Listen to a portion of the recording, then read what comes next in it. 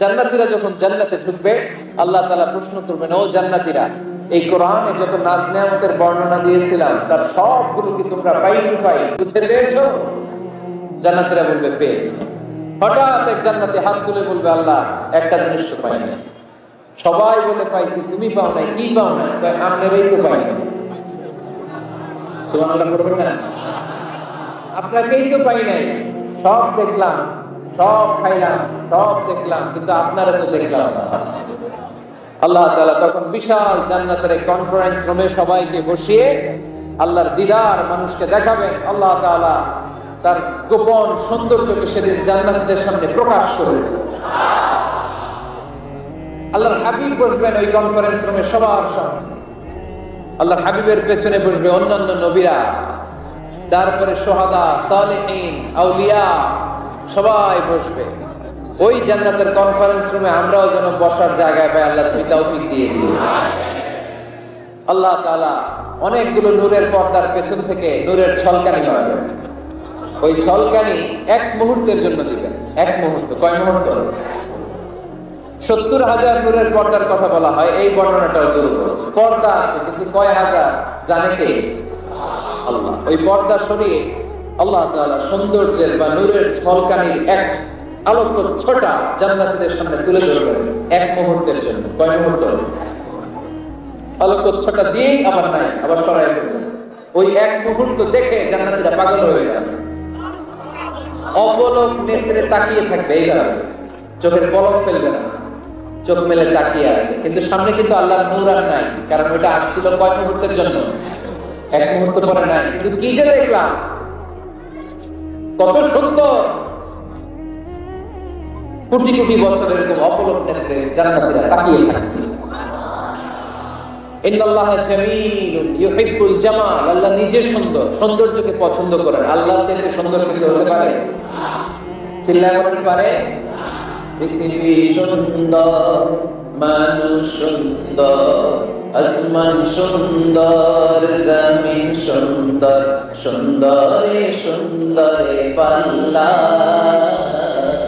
জানি না কত সুন্দর তুমি আল্লাহ, জানি না কত সুন্দর তুমি আল্লাহ। সুবহানাল্লাহ পড়ে। আল্লাহ তাআলা তার সৌন্দর্যকে সেদিন জান্নাতীদের সামনে তুলে ধরবে। এই সূরাটা নাজিলের একটা ব্যাকগ্রাউন্ড আছে। আল্লাহর হাবিব সাল্লাল্লাহু আলাইহি সাল্লাম মক্কার জমিনে কাফিরদেরকে দাওয়াত দিতে লাগলেন, আল্লাহর ইবাদত করো, আল্লাহর জিকির করো, আল্লাহর প্রশংসা করো। এরকম দাওয়াত দিতে দিতে কিছুদিন পরে বিষ্ণু ইসলাম বলতে শুরু করলেন, রহমানের ইবাদত করো, রহমানের জিকির করো, রহমানের পায়ে সিজদায় লুটিয়ে পড়ো। তখন কাফেররা প্রশ্ন শুরু করে দিল, মুহাম্মদ এতদিন বলতা আল্লাহ, এখন কইতেছো রহমানের কথা, আসলে কোনটা? আল্লাহরে তো আমরা চিনি, রহমানকে তো আমরা চিনি না। আল্লাহর দাওয়াত দিচ্ছ, আল্লাহর কোনো গান গাইছো, আল্লাহকে আমরা চিনি জানি, কিন্তু রহমানটা আবার কি? সে আবার কবে আসলো, কোত্থেকে আসলো, কবে থেকে আছে, কতদিন থাকবে? রহমানরে তো আমরা চিনি না। ওরা রহমান চিনে না। এজন্য আল্লাহ তাআলা রহমানকে চিনায় দেওয়ার জন্য আর রহমান নামে একটা সূরা নাযিল করে দিলেন। وَإِذَا قِيلَ لَهُمُ اسْجُدُوا لِلرَّحْمَنِ قَالُوا وَمَا الرَّحْمَنُ। যখন তাদেরকে বিশ্বনবী বললেন রহমানের পায়ে সিজদা দাও, রহমানের জন্য সিজদায় লুটিয়ে পড়ো, ক্বালু ওয়া রহমান, তারা বলল রহমানটা আবার কে? রহমানকে আল্লাহ চিনি, রহমানকে তো চিনি না। এখন রহমানকে এটা চিনানোর দরকার আছে না নাই? রহমানকে এটা চিনানোর জন্য আল্লাহ তাআলা আর রহমান নামে কোরআনে একটা সূরা নাযিল করলেন। চিল্লায়ে পড়ুন আল্লাহু আকবার। কাফিরদেরকে জানানোর জন্য রব্বুল আলামিন সূরা আর রহমান নাযিল করলেন আর বললেন, আর রহমান আল্লামাল কুরআন খালাকাল ইনসান আল্লামাহুল বায়ান। দয়াময় রহমান শেখালেন কোরআন, বানালেন ইনসান, শেখালেন বায়ান। দয়াময় রহমান শেখালেন কোরআন, বানালেন ইনসান, শেখালেন বায়ান। দয়াময় রহমান শেখালেন কোরআন, বানালেন ইনসান শেখালেন বায়ান, দয়াময় রহমান শেখালেন কোরআন, বানালেন ইনসান শেখালেন বায়ান। আল্লাহু আকবার। আল্লাহ বললেন আমার রাগও আছে আবার আমার দয়াও আছে, তুমি জেনে রেখো আমার রাগের চেয়ে দয়া বেশি। আল্লাহ কোনটা বেশি? দয়া বেশি। আমাদের পাপ অন্যায় যত বড় হোক মনে রাখবেন আল্লাহর দয়া তার চাইতে বড় নাকি ছোট? আপনি যত বড় পাপ করেন না কেন আমাদের জন্য আল্লাহর পক্ষ থেকে দয়া আছে না নাই? বনি ইসরাইলের এক লোক সিরিয়াল কিলার ছিল, খালি মার্ডার করতো, সিরিয়াল মার্ডার, একটা দুইটা তিনটা 10টা 5টা করতে করতে করতে করতে 99টা মার্ডার করেছে। এলাকায় আসে না এরকম 99টা মার্ডার, কল্পনা করা যায়? 99 জন মানুষকে সে নিজ হাতে হত্যা করেছে। 99 মার্ডার করার পরে তার মনে ভয় আসলো, আরে না জানি আল্লাহ আমার সাথে কেমন আচরণ করে, আমার তওবা আছে কিনা কপালে জানি না, আমার তো ক্ষমা নাই, কি করবো আমি? তো সে লোকজনদেরকে জিজ্ঞেস করলো আমার ক্ষমা আছে কিনা, এটা কে বলতে পারবে, আমাকে আল্লাহ মাফ করবে কিনা? তারা সবাই বললো এই এলাকায় এক আল্লাহর ওলি আছে, তার কাছে যাও। সে আল্লাহর ওলির কাছে যেয়ে বলে, ও আল্লাহর ওলি, আমি 99টা হত্যা করেছি, 99টা মার্ডার, আমার কপালে ক্ষমা আছে কিনা তুমি একটু বলো। আল্লাহর ওলি কি বললা? 99টা মার্ডার, সর্বনাশ, তোর কোনো ক্ষমা নাই। এবার যে মার্ডার করছে ওকে আমার যেহেতু ক্ষমা নাই, তোরে বাঁচায় রেখে রাখবি, তোরে দিলাম শেষ করে। এবার সেঞ্চুরি রেখে পাচ্ছি, কথা বুঝতেছেন? আমার যেহেতু ক্ষমা নাই, তোরে বাঁচায় রেখে দিলাম, তোরও শেষ করে দিলাম। এবার সেঞ্চুরি। সেঞ্চুরি করার পরে ভয় আছে না নাই অন্তরে?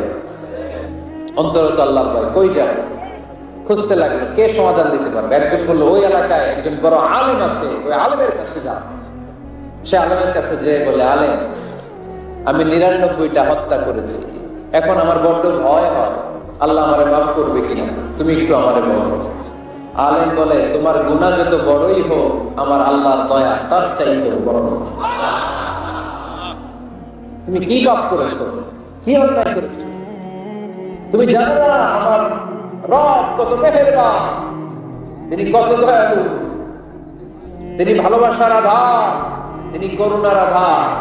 তোমার পাপ অন্যায় যদি হয় খালের পানির সমান, বিলের পানির সমান, আমার আল্লাহর দয়া সাগরের পানির সমান। তোমার পাপ আর অন্যায় যদি হয় পাহাড়ের সমান, আমার আল্লাহর ভালোবাসা আর দয়া হচ্ছে আকাশের সমান। তওবার মতো তওবা করো, তাওবাতান নাসুহা। তওবার মতো তওবা করলে আল্লাহ ঠিকই মাফ করবে। সে এতটাই অনুতপ্ত হলো, এতটাই সে আল্লাহর কাছে ক্ষমা চাইতে শুরু করলো। আলেম পরামর্শ দিলে, তুমি যে এলাকায় থাকো এলাকাটা ভালো না, এলাকাটা ছাড়ো, এখানে সব ডাকাতদের এলাকা, তুমি একটা ভালো এলাকায় যাও, ওখানে যে তওবা করে ভালো মানুষ হয়ে যাও। সে নিয়ত করে কাপড় চোপড় গুছিয়ে ভালো এলাকায় যাবে। ঘর থেকে বেরোয়ার সাথে সাথেই মালাকুল মউত চলে আসছে, তার রূহ কবজ করে ফেলছে। এখন রূহকে নিয়ে যাবে। ফাজাত মালাইকাতুর রাহমা ওয়া মালাইকাতুল আযাব। রহমতের ফেরেশতারাও আসছে, আযাবের ফেরেশতারাও আসছে। রহমতের ফেরেশতারা বলে, না না, সে তওবার নিয়ত করেছে, যদিও তওবা করতে পারে নাই, যদিও ভালো এলাকায় যেতে পারে নাই, তওবার নিয়ত করেছে, অনুতপ্ত হয়েছে, ক্ষমা চাওয়ার চিন্তা করেছে, আমরা তার রূহ নিয়ে ইল্লিনে রেখে দেব। আযাবের ফেরেশতারা বলে, না না, 99টা হত্যা করার পরে আরো একটা হত্যা করে সেঞ্চুরি করেছে, এখনো তো ভালোভাবে তওবা করতে পারে নাই, তার রূহটা নিয়ে আমরা সিজিনের ভেতরে ঢুকায় দেব। 2 দল ফেরেশতারা মারামারি, এ বলে আমরা নিব, এ বলে আমরা নিব, ঝগড়া আছে না নাই? আল্লাহ বললেন, রাখো রাখো, ঝগড়ার দরকার নেই, এক কাজ করো, যেখানে মারা গিয়েছে ওইখান থেকে ফিতা দিয়ে মাপতে শুরু করো। ভালো এলাকাটা যদি কাছে হয় জান্নাতের ফেরেশতারা নেবে, খারাপ এলাকা যদি কাছে হয় জাহান্নামের ফেরেশতারা নেবে। খারাপ এলাকা তো একেবারেই কাছে, ঘর থেকে বের হওয়ার সাথে সাথে মৃত্যু হয়েছে, আর ভালো এলাকা তো অনেক দূর। আল্লাহ জামিনটারে আদেশ দিলেন, জামিন, এই অনুতপ্ত বান্দার জন্য তুই ভালো এলাকাটা কাছে চলে আয়, ভালো এলাকাটার জামিনটা তুই সংকুচিত হয়ে যা। যদিও ঘর থেকে বের হয়েছে একেবারে কাছে, খারাপ এলাকা হাজার হাজার মাইল দূরে চলে যা। ফিতা দিয়ে মাপ দিয়ে দেখে, সর্বনাশ, ভালো এলাকাটা তো একেবারেই কাছে, খারাপ এলাকাটা অনেক দূরে। আল্লাহর ফয়সালা অনুযায়ী রহমতের ফেরেশতারা তার রূহকে নিয়ে জান্নাতের ভেতরে ঢুকিয়ে দিয়েছে। ৯৯টা হত্যা করার পরে আরো একটা হত্যা করে সেঞ্চুরি, ১০০টা খুন করছে। আপনি কটা করছেন? আমি কটা করছি? তো ১০০টা খুন করে যদি ও মাফ পেতে পারে আমার আল্লাহর কাছ থেকে, আমরা কি ক্ষমা পেতে পারি না? ওর পাপের কাছে আমাদের পাপ কি? কয়টা মিথ্যা কথা বলছেন, কতবার ঘুষ খাইছেন, কত টাকা সুদে লাগাইছেন, কত অন্যায় করছেন, কত জুলুম করেছেন। মনে রাখবেন, আপনার পাপ, আপনার অন্যায়, আপনার জুলুম যত বড় হোক না কেন, আমার আল্লাহর দয়া তার চাইতে বড়। শুধু আত্মহত্যা করছে, শুনছেন? অমুক সেলিব্রিটির কি হয়েছে, ছাদ থেকে লাফ দিয়ে করে মাথা ফাটায় গেছে। ভালোবাসা আছে না নাই? যারে ভালোবাসে তার নাম আবার ছেলেরা হাতের মধ্যে কেটে কেটে দেয়। শরীর পুরো এগুলো নাই, আলহামদুলিল্লাহ। হ্যাঁ, প্লাস দিয়ে লেগে, প্লাস। ধরেন আব্দুল্লাহ প্লাস শামিমা, তো এ প্লাস এস, রক্ত দিয়ে লেগে, রক্ত।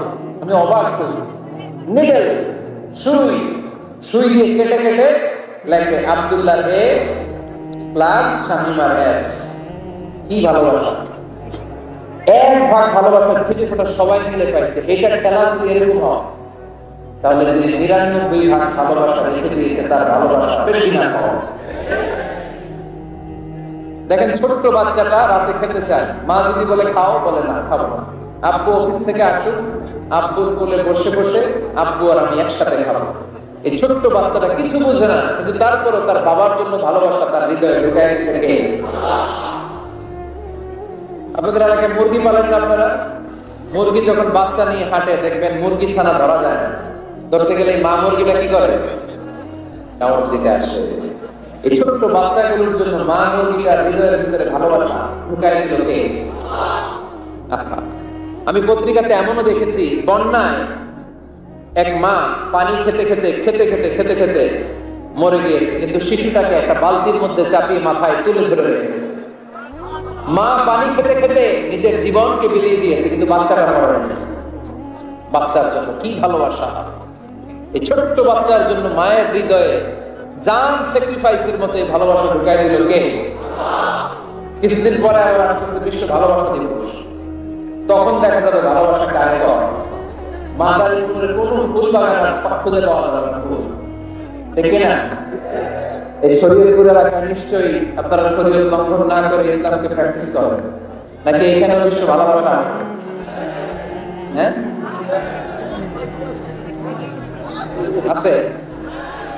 শরীয়তপুর না? হ্যাঁ, ওই দিন 14 ফেব্রুয়ারি শরীয়ত যায় কই? এগুলোর সাথে ইসলামের কোন সম্পর্ক? আমাদের প্রতিদিনই ভালোবাসা, সকালে ভালোবাসা, বিকালে ভালোবাসা, সন্ধ্যায় ভালোবাসা, শীতকালে ভালোবাসা, গ্রীষ্মকালে ভালোবাসা। আমাদের ইসলামে শুধু ভালোবাসা বাসি, ঠিক কিনা? রাসূল আমার ভালোবাসা, রাসূল আমার আলো আশা, রাসূল আমার প্রেম বিরহের মূল আলোচনা, রাসূল আমার কাজে কর্মের অনুপ্রেরণা। চিল্লায় পড়েন আল্লাহু আকবার। আমাদের ভালোবাসার কোনো কমতি আছে? 24 ঘন্টা আমাদের ভালোবাসা আছে না নাই? 365 দিন আমাদের ভালোবাসা আছে না নাই? কতটা আলাদা স্টোরি আপনারা জানেন, এত ভালোবাসা। কিন্তু সবাই মিলে ভালোবাসার এক অংশ আমরা ভাগে ঢুকে পেয়েছি। এক অংশের নমুনা যদি এমন হয়, 99 টুকরা ভালোবাসা যিনি রেখে দিয়েছেন নিজের মধ্যে, তার ভালোবাসা বেশি না কম? চিল্লায় বলেন বেশি না কম? এজন্য আমরা আল্লাহর ভালোবাসার ভিখারি, আমরা আল্লাহ তাআলার রহমতের ভিখারি। আল্লাহর রহমত ছাড়া কেউ কোনোদিন জান্নাতে যেতে পারবে না। কোনোদিন নিজের আমল নিয়ে বড়াই করবেন না। আপনারা কি ভাবেন যে আপনার আমল দিয়ে আপনি জান্নাতে যাবেন? শরীয়তপুরের আজকের এই প্যান্ডেলে যারা বসে আছেন, কার এরকম ভরসা আছে যে আমি এত আমল করেছি, আমার আমলের বদৌলতে আমি জান্নাতে যাব? কে কে আছেন দেখি? আল্লাহর ওলি আছে? কোন আল্লাহর ওলি? হ্যাঁ, আছে? নাই। আল্লাহর হাবিব বললেন, আল্লাহর রহমত ছাড়া, ভালোবাসা ছাড়া কেউ কোনোদিন জান্নাতে যেতে পারবে না। আম্মা জান আয়েশা বললেন, ইয়া রাসূলুল্লাহ, আপনিও না? আল্লাহর হাবিব বললেন, না আমিও না, তবে আল্লাহর রহমত আর দয়া সেদিন আমাকে ঘিরে রাখবে। মান নুকিশা উযিবা, যার হিসাব আল্লাহ সেদিন চাইবেন সে ধরা খেয়ে যাবে। সব সময় আল্লাহর কাছে এই দোয়াটা যেন আমরা করি, আল্লাহ কিয়ামতের দিন তুমি আমার হিসাব নিও না,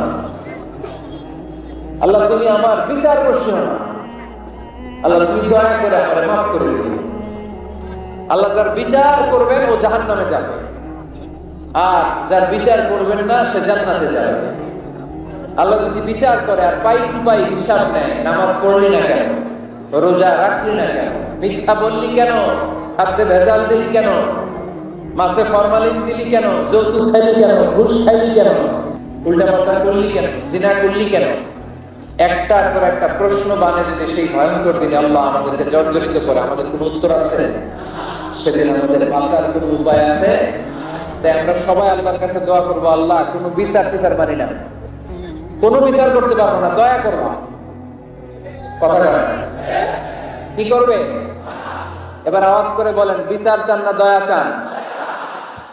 রোজ হাসরে আল্লাহ আমার করোনা বিচার, আল্লাহ করোনা বিচার, করেন আমিন।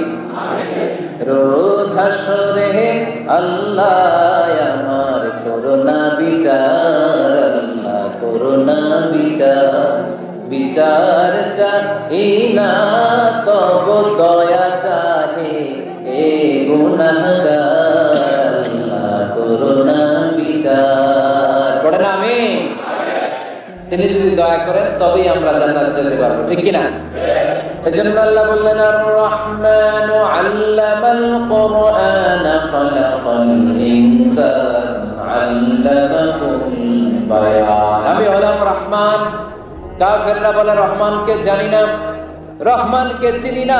আল্লাহ বলে রহমানকে চিনি না, আমার নাম রহমান, আমি দয়ালু, আমি মেহেরবান, ঠিক কি না?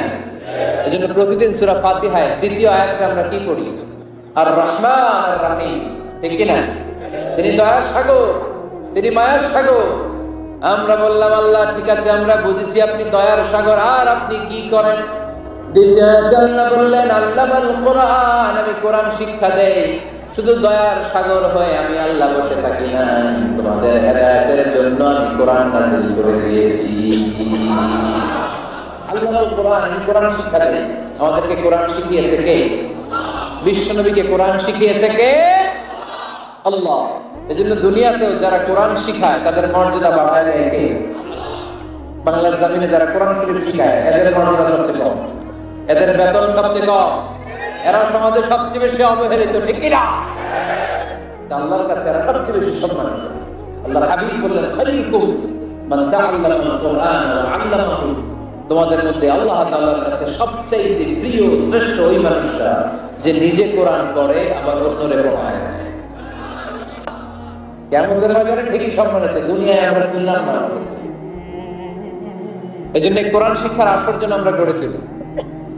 তালিমুল কোরআন প্রজেক্ট লাগবে, শিশুদের কোরআন শিক্ষার আসর, নারীদের কোরআন শিক্ষার আসর, বয়স্কদের কোরআন শিক্ষার আসর। আমরা কোরআন শিখে মরতে চাই, কোরআন জেনে মরতে চাই। No excuse will be granted that day. সেদিন আল্লাহ কোনো এক্সকিউজ গ্রহণ করবে না। সব পারো, হিন্দি তো ঠিকই করে পারো, হিন্দিতে কথা বলতে পারে না ছেলেমেয়েরা। হিন্দি সিনেমা এমন দেখা দেখে হিন্দিতে কথা বলতে পারে, হিন্দি ভাষা বুঝতে পারলে, শিখতে পারলে, আরবি পারলে না, কোনো এক্সকিউজ, ওজর, আপত্তি সেদিন আল্লাহ গ্রহণ করবে। শরীয়তপুরের ভাইরা, আসুন আমরা কোরআন শিখি, আসুন আমরা কোরআন পড়ি। প্রতিদিন একটা আয়াত হলেও কমপক্ষে আমরা যেন কোরআনের অর্থ করি, বঙ্গানুবাদ করি। রাজি আছেন? আপনাদের স্মার্টফোন আছে কার কার হাতে দেখি?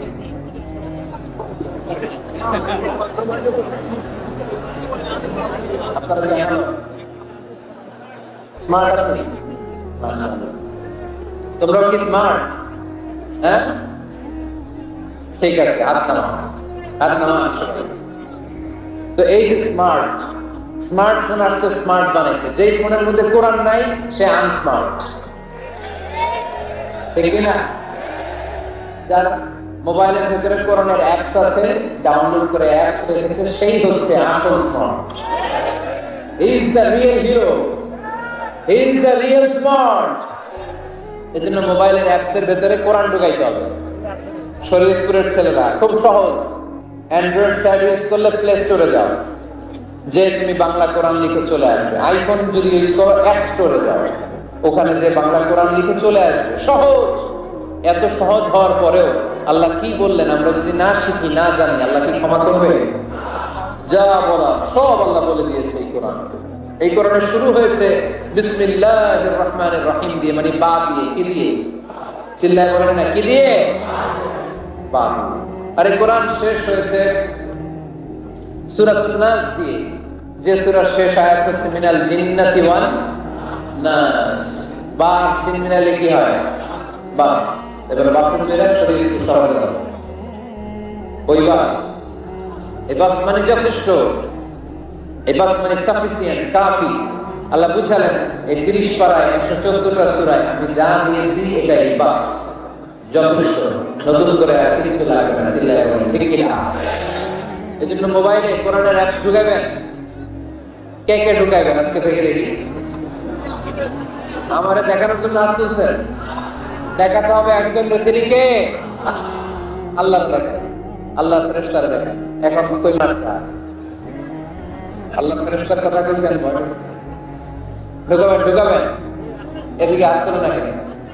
আছে মাশাআল্লাহ।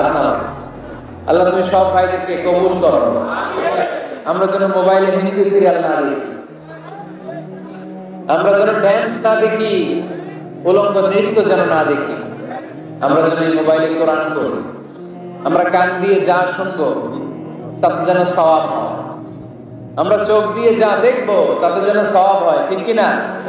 যেন কানে শুনি সদা তোমার কালাম, এ খোদা চোখে যেন দেখি শুধু কোরআনের আয়াত। শোনো আমার মুনাজাত, শোনো শোনো ইয়া ইলাহি আমার মুনাজাত, শোনো আমার মুনাজাত।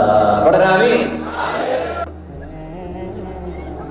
কোরআনের কপি যদি আগুন দিয়ে জ্বালায় দেওয়া হয় তাহলে তো পৃথিবীতে কোরআন থাকবে না, না থাকবে? যদি আগুন লেগে ধ্বংস হয়ে যায়,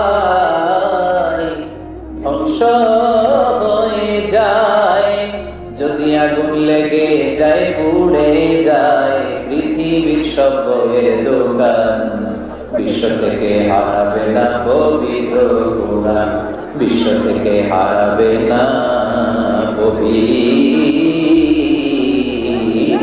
কোরআন। ঠিক কি না? পরে দেখলো না রিসার্চে গন্ডগোল আছে, অ্যানালাইসিস ভুল। আবার নতুন কমিটি পাঠালো তারা ইংল্যান্ড থেকে, 33 সদস্য বিশিষ্ট কমিটি। তারা এসে গবেষণা করে দেখলো না, এই কোরআন আগুনে জ্বালাই দিলে কোরআন দূর হবে না। কারণ আমরা ভারতবর্ষের হেফজখানাগুলোতে যে দেখেছি ছোট্ট বাচ্চারা মাথা দুলিয়ে দুলিয়ে কোরআন পড়ে। কোরআন তারা শুধু কাগজে লিখে রাখে না, সিনার ভিতরে গেলে রাখে। ওই কোরআন মুসলমানদেরকে শিখিয়েছে কে?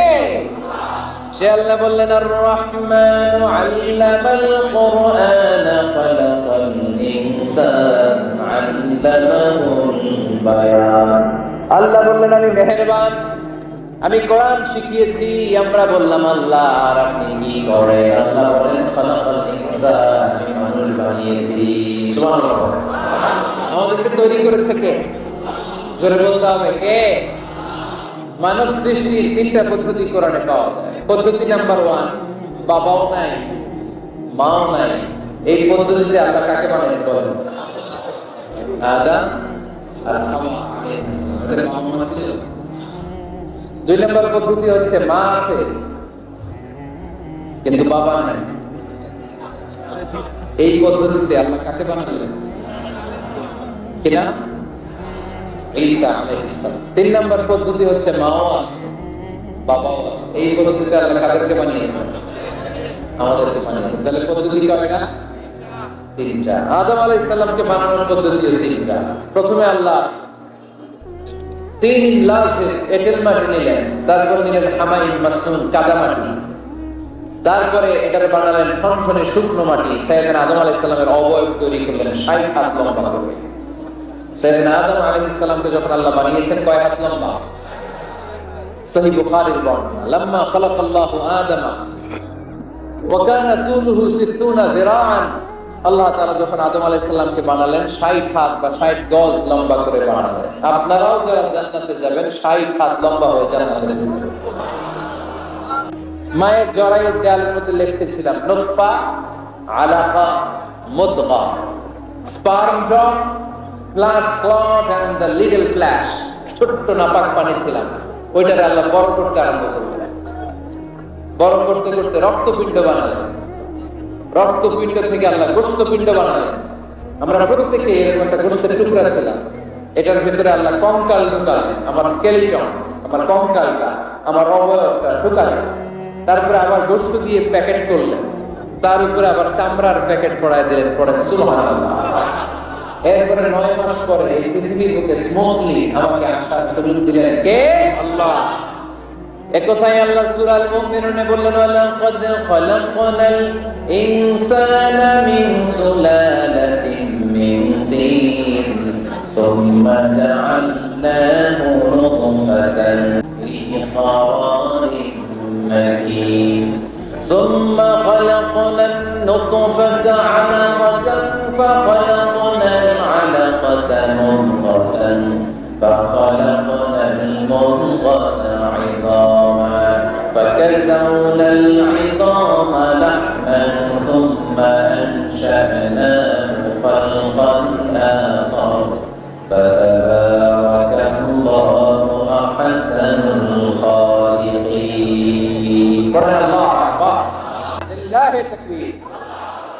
মায়ের পেটে আমাদেরকে তৈরি করলো কে?